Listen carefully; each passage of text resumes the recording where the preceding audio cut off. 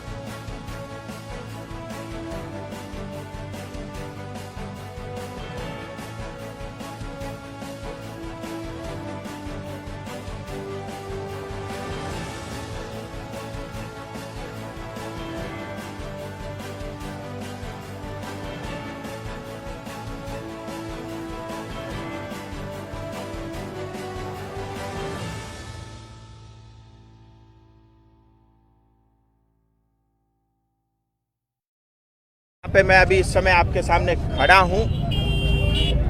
ये बड़ी दुखद घटना है। ये जो रोड है, ये रोड अभी एनएचएआई ने पीडब्ल्यूडी को स्टेट को दिया हुआ है मेंटेनेंस के लिए और रिपेयर के लिए। 1964 का बना हुआ ब्रिज न कभी मेंटेनेंस पे जाता है न कभी रिपेयर होता है। और प्रिवेंटिव मेंटेनेंस का तो मुझे लगता नहीं यहाँ हमारे इंजीनियर को पता भी होगा, ऐसा भी कुछ होता है। सो इस वजह से ये घटना घटी है, बहुत दुखद है। लेकिन मैं आपके माध्यम से सिलीगुड़ी के जनता को ये बता देना चाहता हूँ, जो हुआ सो हुआ। मुझे लगता है ये भी अच्छे के लिए हुआ। अभी तो एक बार टेम्परेरी, क्योंकि यहाँ पे जो पोल है 10-10 मीटर के गैप में पोल है, बीच का एक पोल गिरा है। इस वजह से पूरा 20 मीटर का जो है जो एरिया है उसके ऊपर में एक बेली ब्रिज बनेगा।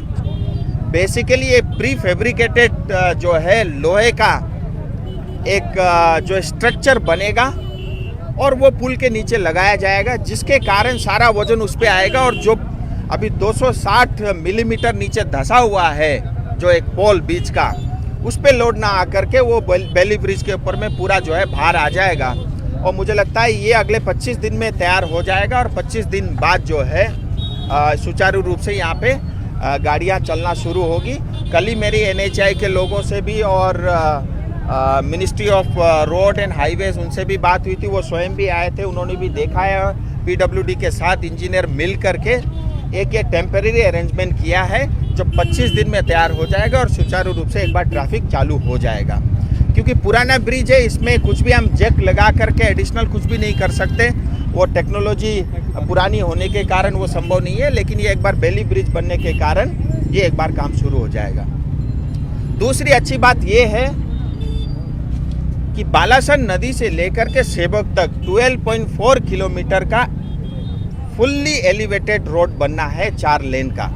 ज़्यादातर एलिवेटेड रहेगा, थोड़ी थोड़ी कहीं कहीं डाउन होगा, मैक्सिमम जो है एलिवेटेड रहेगा। और ये पूरी जो 4 लेन की सड़क बनेगी, 1000 करोड़ से ज़्यादा का खर्चा इसके ऊपर में आएगा और पूरा केंद्र सरकार ये खर्चा उठा रही है। और ये जो ब्रिज है बालासन ब्रिज, इसका भी एक अल्टरनेटिव ब्रिज बनेगा इसके बगल में। वो 3 लेन का ब्रिज होगा और आगे जाकर के ये 12.5 किलोमीटर में जो महानंदा नदी पड़ती है उसका भी एक अल्टरनेटिव ब्रिज बनेगा, वो भी 3 लेन का होगा। तो जब ये बालासन का अल्टरनेटिव 3 बिल्कुल सही है और यहाँ जितने भी जो है ये जो समस्याएं आती है लैंडस्लाइड की, ब्रिज टूटने की, क्योंकि ये पहला ब्रिज नहीं है जो बंगाल में टूटा है, इससे पहले भी बहुत ब्रिज टूटे हैं। उसका कारण एक ही है कि इस तरह से जो है यहाँ पे जो है बालू की स्मगलिंग होती है।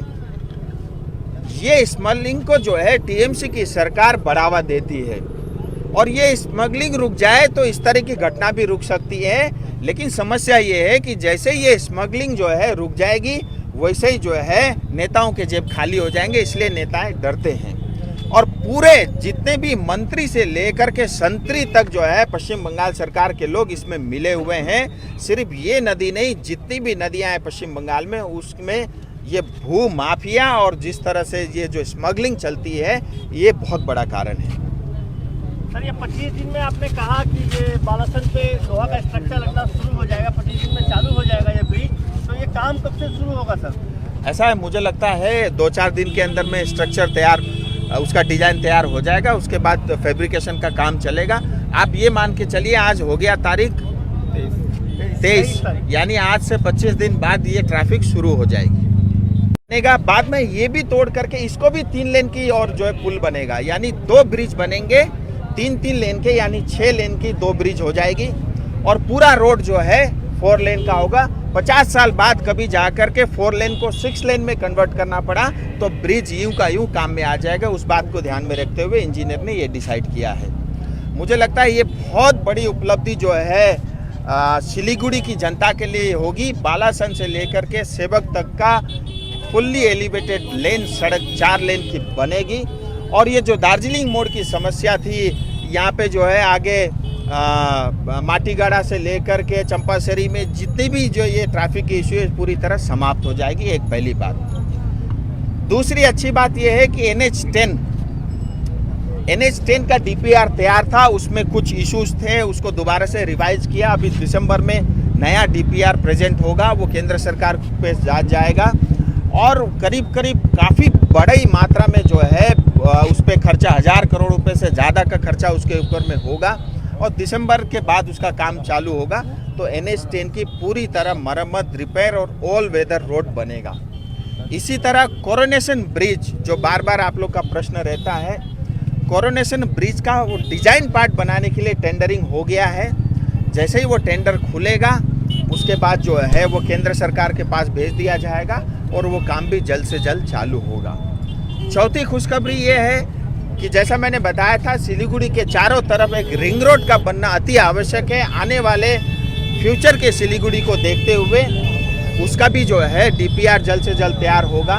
सो मैं आपके माध्यम से कहना चाहता हूँ कि सिलीगुड़ी दार्जिलिंग इस क्षेत्र को लेकर के 5000 करोड़ से ज़्यादा रुपया केंद्र सरकार ने सैंक्शन किया है अलग अलग प्रकार के सड़क और हाईवे के लिए। ये 5000 करोड़ में वो बता रहा हूँ जो 25000 करोड़ से सिलीगुड़ी कलकत्ता के बीच में जो हाईवे बनेगा उसके अलावा बता रहा हूँ। सो काफ़ी मात्रा में जो है सड़कों का काम जो है पूरी से पूरी जाल बिछाने का काम जो है केंद्र सरकार की तरफ से होगा। और मुझे लगता है ये जो भी हुआ इसके कारण जो है ध्यान सबका आकर्षित हुआ है और इसका काम जल्द चालू होगा। इतना आश्वस्त मैं आपके माध्यम से